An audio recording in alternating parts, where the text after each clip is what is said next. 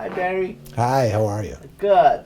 So maybe you could begin by telling us a little bit about yourself. Just introduce yourself. Oh, how would I introduce myself? Okay, lifelong educator, and because I worked in the public school systems in a number of different ways, and I am a proud what my grandkids call me Saba, which is Hebrew for grandfather. Don't see them as often as I'd like to. They live on the East Coast. But so I have two grandsons, two sons. They live on either coast. One lives in Providence, Rhode Island. One lives in Oakland, California. And married to my wife. This year is 49 years. Oh, no. And have been just about a lifelong resident of Oakland County. I was born in Detroit, but parents moved there when I was 4. That was way back. That was 1951. Except for my 4 years in Ann Arbor, lived in one part of Oakland County or another. Grew up in Oak Park, lived in Pontiac for a while, and then in West Bloomfield. I have always been a student of history, active in politics, and I don't know, since the last retirement, very active in social justice issues. So that's a great segue to talk about how you've become involved with Detroit Jews for Justice. Could you maybe talk a little bit about that journey? Sure. So about, let's see, how many years ago is it now? 5 or 6 years ago, my younger son, Eric, who lives in Oakland, California. Prior to that, he'd lived in Washington, D.C. for 6 or 7 years. And while he was there, he became active in an organization called Jews United for Justice, okay? And there are these social justice groups in many cities around the country. Someone he knew well at Jews United for Justice told him that Rabbi Alana Alpert was coming to Detroit and was going to be starting Detroit Jews for Justice, and just put it on my plate and said you might want to check it out. So that's what I did. I actually had lunch with Rabbi Alana, and I had a positive vibe. But at that point, I was still working. And then a couple of years later, as I retired, I said, I want to look into this organization more. And so I did, and went to one of their orientations, and then heard about the water issue. That piqued my interest, and so I started going to not only monthly regular meetings, but also to the water team meetings, and that's how I became involved. Could you maybe tell us a little bit about Detroit Jews for Justice? Not only just what kind of an organization it is, but maybe you could reflect a little bit on I guess what it's like to be a member of DJJ, how what the vibe generally is, and the people that you engage and you interact just broadly. Reflect broadly on the organization. Well, first of all, it's multi-generational. I'm interacting a lot with Jews in their 20s and 30s, millennials, as well as people who are around my age. I think if there's a gap, it's probably people in their 40s and 50s who are otherwise involved a lot with their own families still, maybe more than volunteering in an organization like this. But as far as it's a very friendly organization. Everybody seems to be interested in how the other members are doing, personally, as well as how we're doing in regards to what we see as our work. Like I said, it's cross-generational, and if there's anything else in particular you're wanting, I think that's how I would describe it. Now, as far as what it hopes to do, I think its tagline describes it really well. We look to be a progressive, a Jewish voice in the progressive community and a progressive voice in the Jewish community. Okay, and so that really is what we see as our mission, and it's very much devoted to racial and economic justice, especially in the city of Detroit. So, I believe DJJ takes on different social justice issues over Right. time. Mm-hmm. How did you guys head towards water in this context? Can you maybe Well, reflect on that's a good question. I'm not the historian. I was not actually around for the first couple of years, so I could only tell you a tiny bit of what I heard. And that was that, the shutoffs became a big issue to people in the social justice arena in Detroit. And first found that one of the biggest, we strive to be an ally, okay? We are not the leaders of anything. We are striving to be an ally in whatever movements we become a part of. And we saw that the largest alliance was the People's Water Board. And so really the growth and the leadership in that issue, that we try to have a part in the conversation, but the leadership comes from People's Water Board in that issue. Now, we also have a part of our organization, we're pretty flat organizationally. There are two small committees. One has to do with with researching and deciding whether or not to take action to become part of a particular movement, project. And the other one is like an overall steering committee. I happen to be on the steering committee. But the group that researches and sort of decides for the organization whether or not they're going to go actively into an area, did a lot of research on the area of water, saw the gross inequities and the violation of human rights in regards to people having no water, and recommended then to the entire DJJ that this needed to be one of our major project. Mm-hmm. So, when I first got involved with DJJ, when I first attended the DJJ meetings, I remember, I think you were traveling. And so, but you were this legendary figure, like, oh, Barry's traveling, Barry does everything. So, maybe could you talk a little bit about, your role as a guide, I guess. You mentioned you were on the steering committee. So, some of the work that you're doing and how you sort of lead the steering committee, I guess. What has guided you? What has guided me? So, I'm passionately interested in questions of social justice. I am a DJJ. I am at my congregation, okay, and started a social justice community there. In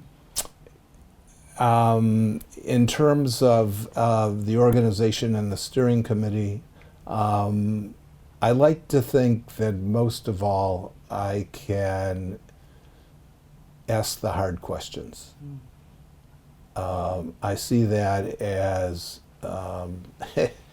if I have any wisdom, okay, I think it's more important in terms of asking questions to get people to think about, have they considered this, or trying to ask a question that might help them reframe their thinking so that they can think about something else. Not in terms necessarily of saying this is the way we need to do it, or this is what we should be doing, or whatever. There are some times for that, and usually I find that takes place in regards to trying to shift people back to what are mission is. Okay, if it seems like the action or the conversation is going away from our mission, then I might, caution people about that. But otherwise, try to think everything out, and if something doesn't make sense to me, or if I think they need to be thinking about something else, being able to ask the thoughtful question.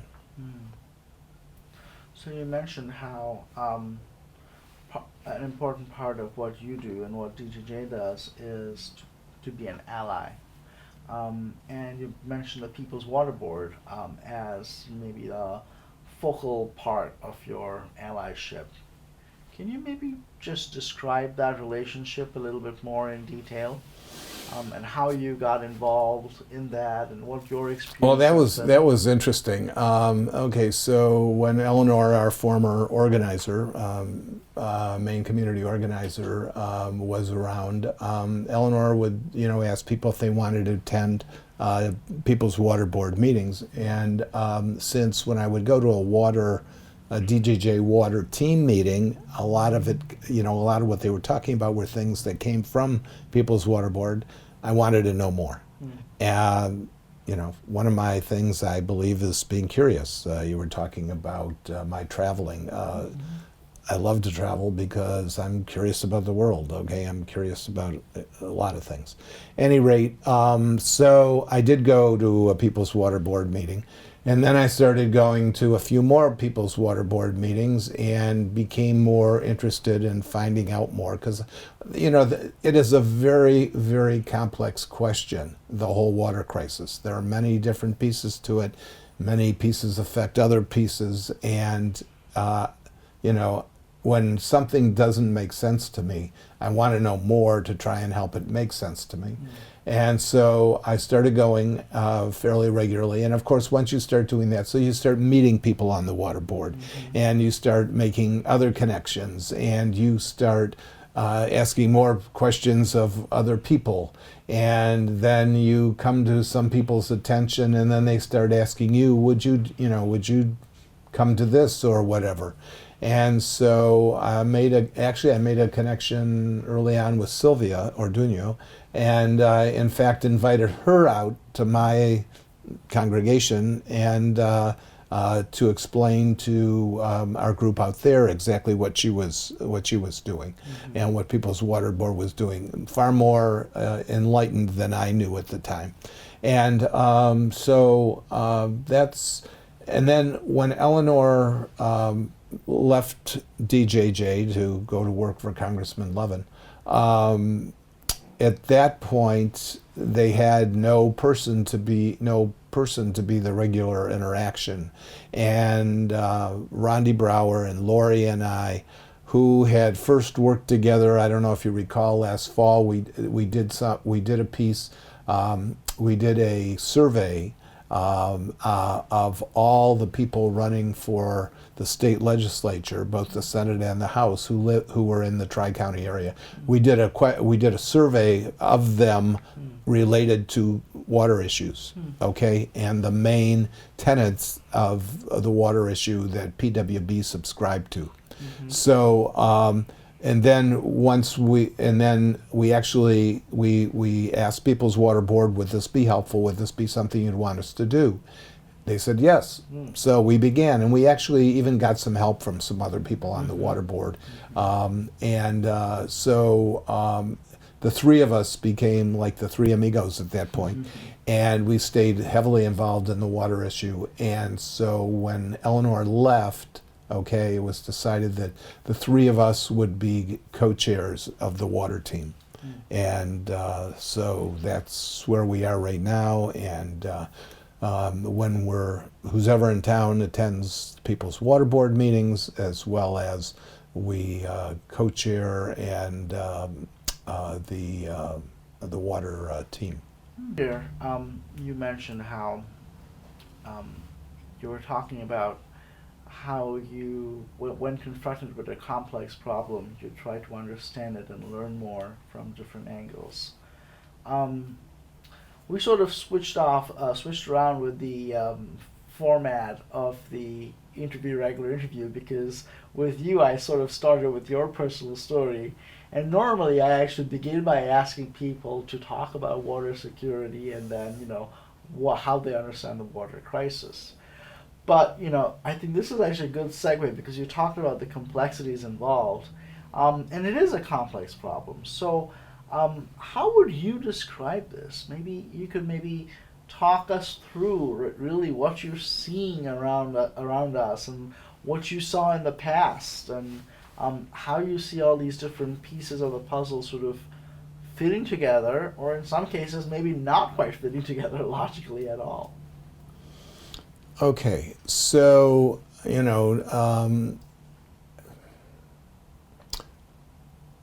I come to this with a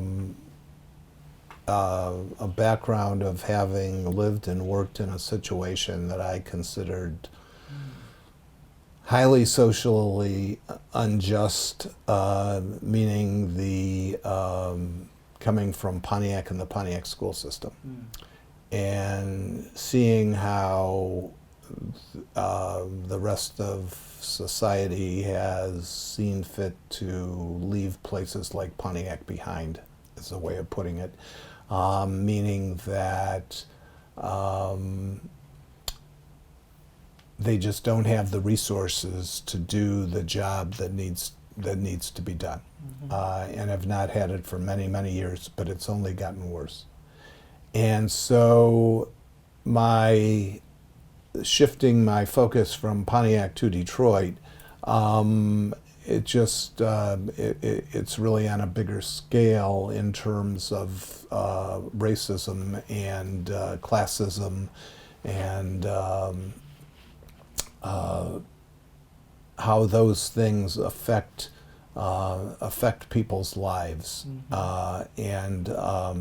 So I come at it through that lens, and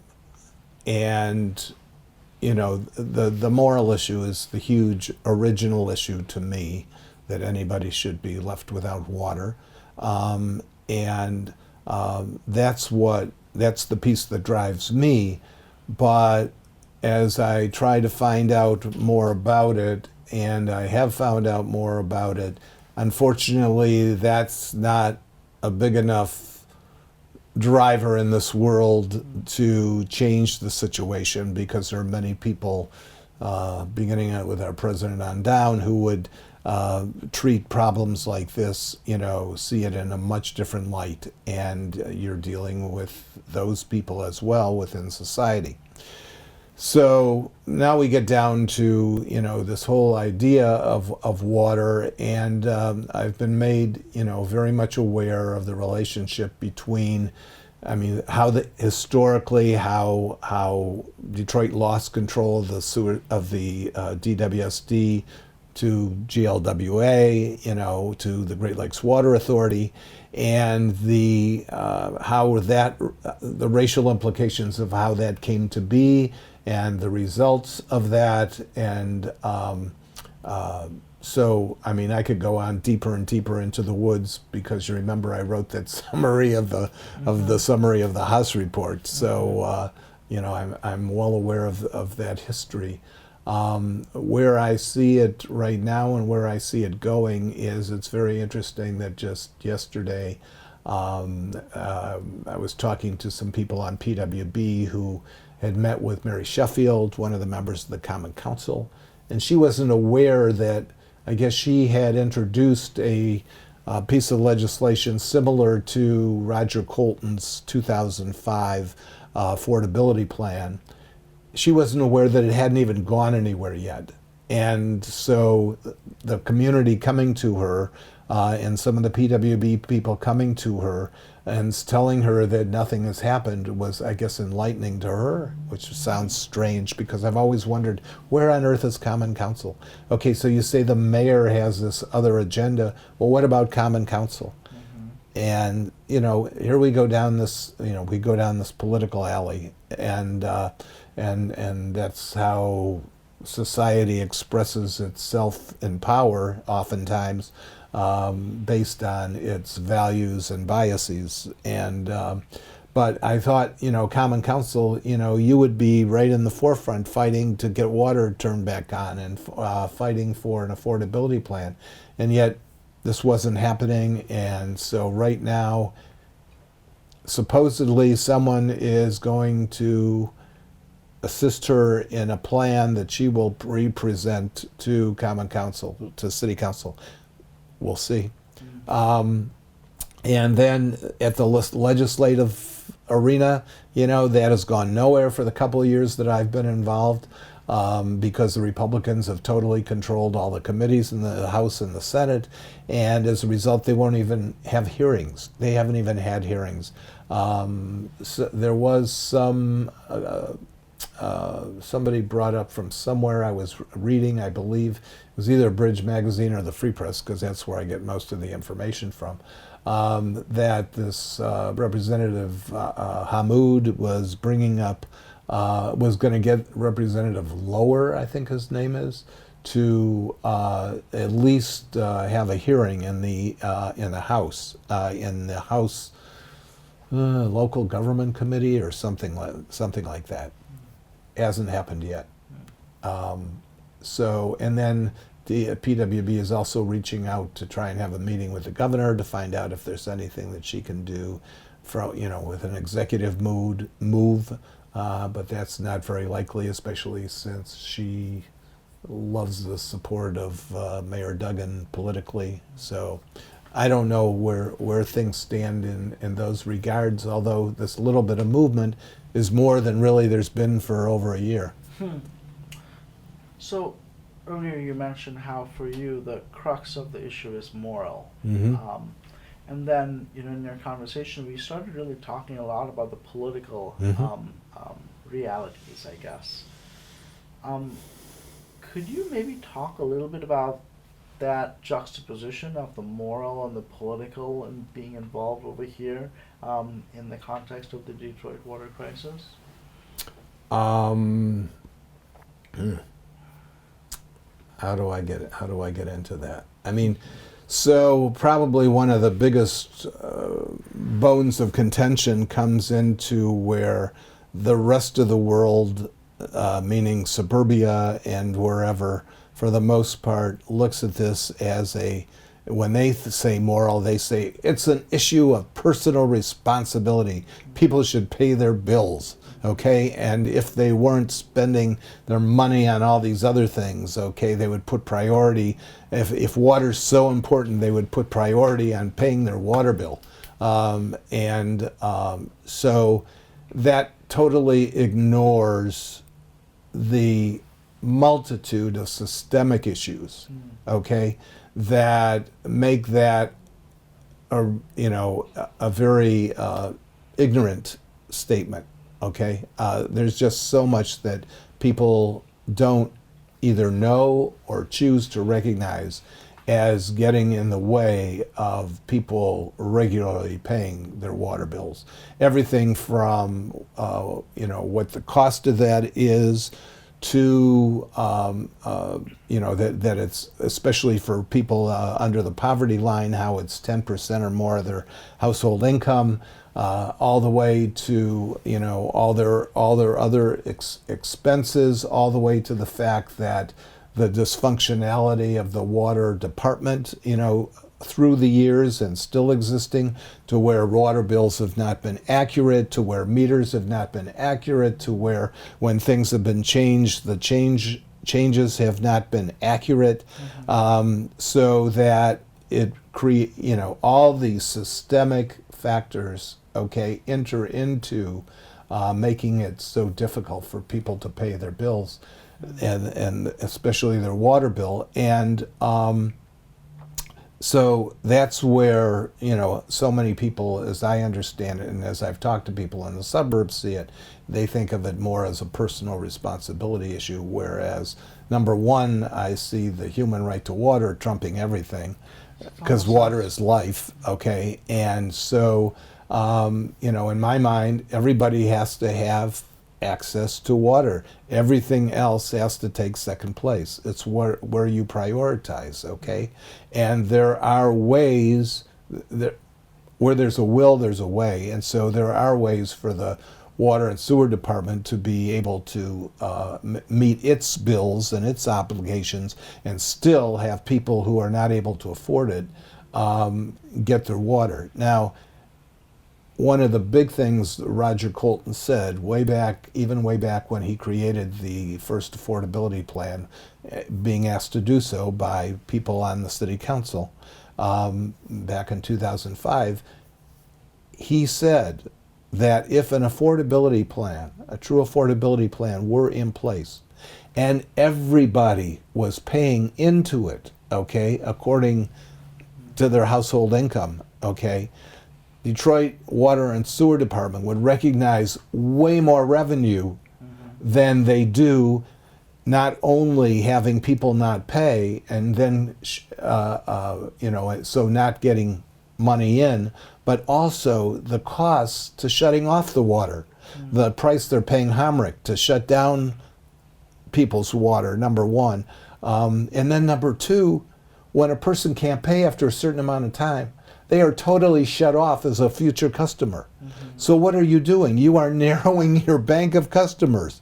So how can they possibly, and you still have the same infrastructure costs, the same, that pipe's going to be there no matter what.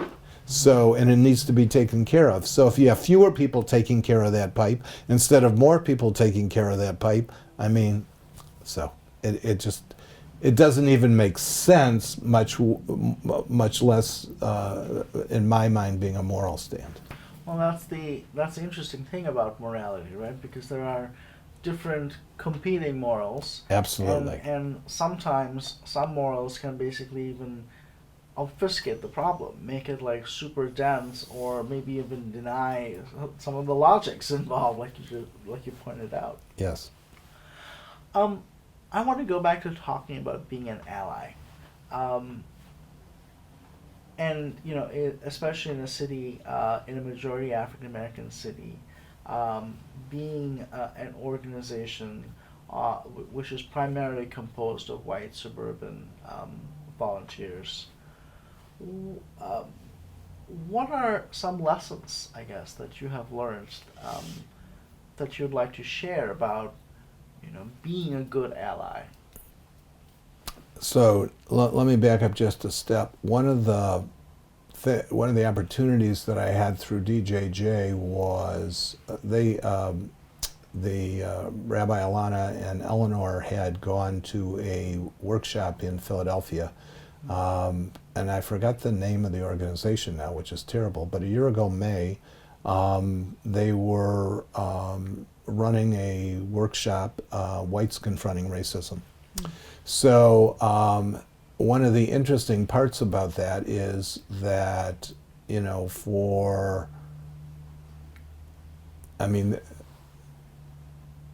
a belief that that organization had that I feel as well is the idea that, okay, whites have created this problem. It's, a lot of the work needs to fall to us to solve the problem, okay? And therefore we need to be working on the problem. And so in regards to educating ourselves, they, on the application to go to the workshop, it asked, why do you want to come? And I said in my application, this is really where I'm coming from, I said, over the years, okay, I worked in an urban school system, okay, and so I know that over the years I must have committed thousands of microaggressions as a white male. And I said, but until they shut the lid on my coffin, I want to keep learning, okay, about how, I guess, to be a better person, how to further understand, how other people see the world and see the problems that I'm looking at from, their point of view. So I hope and I try to be as sensitive to other points of view and where other people, how they I even try to understand how someone else is hearing something else. Okay, something that you said, and then of course it comes out of your mouth, and you're apologizing for that because you hadn't thought about how that might have not been the most sensitive thing to have said to somebody else. So it's a constant learning process for me going forth through the end of my life. I have, however, a couple African American people within PWB with whom we've become more friendly, and who I try to meet with periodically, and I ask to sort of get their reactions to either things I've done or things that have happened at PWB, because I'm interested in their perspectives, because it may obviously be, and they're people of color, and their reaction to what has happened may be very different than mine, and so it keeps me. Hopefully it'll keep me growing. So in terms of being an ally, I think as I told this person, I said, again, I feel like I have to do a lot of listening, and that the best way I can help perhaps is, again, to ask thoughtful questions.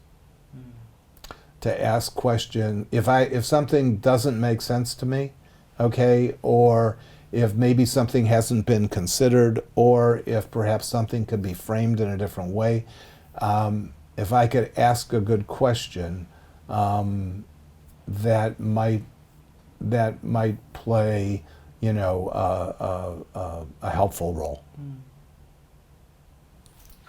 Another important aspect of being an ally is recruiting additional allies. And you talk about some of the work that you're doing, both personally and through DEJ. You talked about, for instance, your starting a social justice team at your congregation. Can you reflect a little bit on that process and how that is progressing, or the reactions you get maybe, or the questions that you get from people? How do you even approach that, raising that topic with people who potentially have never heard of, the Detroit water crisis, or water shutoffs, or have not really even considered the questions from the perspectives that you are presenting? How do you get into that conversation? How do I get into that conversation?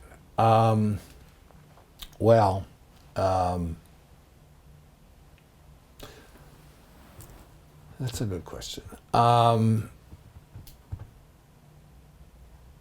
I work very well in terms of, and I have an affinity for one-on-ones, okay? For having, if I were to go into a room, let's say at a party or something, I wouldn't be, most likely to be in small groups. No, I'd be more likely to, or even if I was, to then start talking with one person.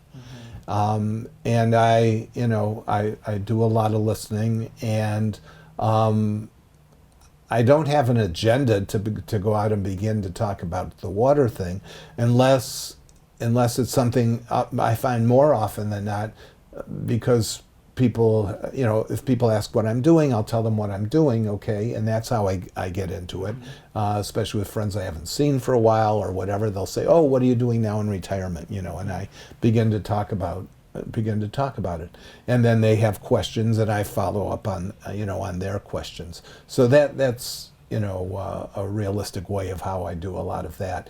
In terms of at the congregation, it hasn't gone really as well as I thought it would, not because of lack of interest so much as because I found a lack of follow through by people. They actually decided, not pushed by me, that they wanted to make their first issue water justice in this social justice community. fine, great. I helped have, like I said, Sylvia came out, and a woman by the name of, what was her last name? Peggy Case. She's from Michigan Coalition for Water Conservation. She came and talked with us. You know, the educational aspect people were very interested in, and we shared a lot of articles online and things like that.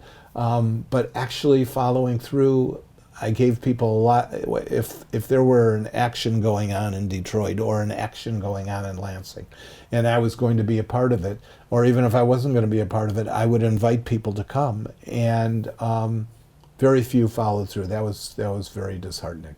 And so there are elements of the congregation that are still very interested, okay, and that I keep informed of what's going on.